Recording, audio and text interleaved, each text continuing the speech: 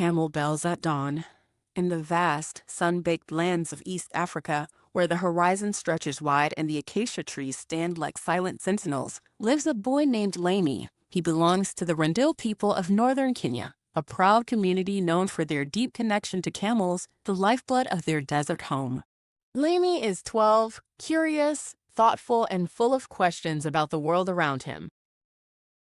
The Rendille have lived here for generations, moving with the seasons, following the water and the grasses for their herds. Their camels are more than animals. They are family, providers, and symbols of survival. The sound of camel bells at dawn is a familiar and comforting greeting, marking the start of each day. This story takes place just as the first light of day breaks across the dunes, a time when the world feels cool and fresh, before the sun climbs high and the heat becomes almost unbearable. Lamy has noticed something lately. Water is scarcer than before, and the young calves, delicate and new to the world, sometimes struggle in the midday heat. He watches his elders prepare to water the camels and herd them out in the late morning sun, as they have always done. But Lamy wonders if there might be a better way. One early morning, when the air is still cool and the stars are fading, Lamy wakes before anyone else. He quietly gathers a few of the youngest calves and leads them to the water trough while the temperature is still gentle.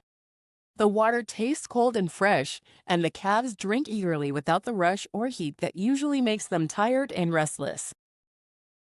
Later, when the elders come to start their day, Lamy shares what he has done. At first, the elders look surprised. Tradition is strong here. The way things have always been done is respected deeply. But Lamy does not speak with impatience or disrespect. Instead, he tells the story of the calves and the cool water, and how they seemed healthier and more lively. One elder, a woman named Nally, nods thoughtfully. She is wise and open-hearted, known for listening to the young voices in the community.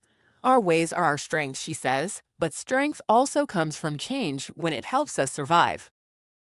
Together, they talk about adapting their schedule. Instead of waiting until the heat of the day, the herders will start watering and moving the camels at dawn, when the air is cool and the water is fresh. This new routine, they realize, will save precious water and protect the calves from the harsh sun.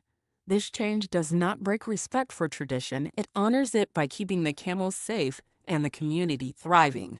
Lamy feels proud not just because his idea was heard, but because he helped bring a new way forward without losing the past.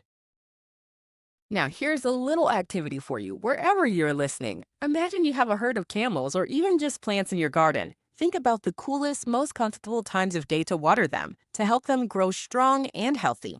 Could you plan a routine like the Rendille did? Maybe watering early in the morning or late in the evening when it's cooler. Try making a schedule and see how it helps.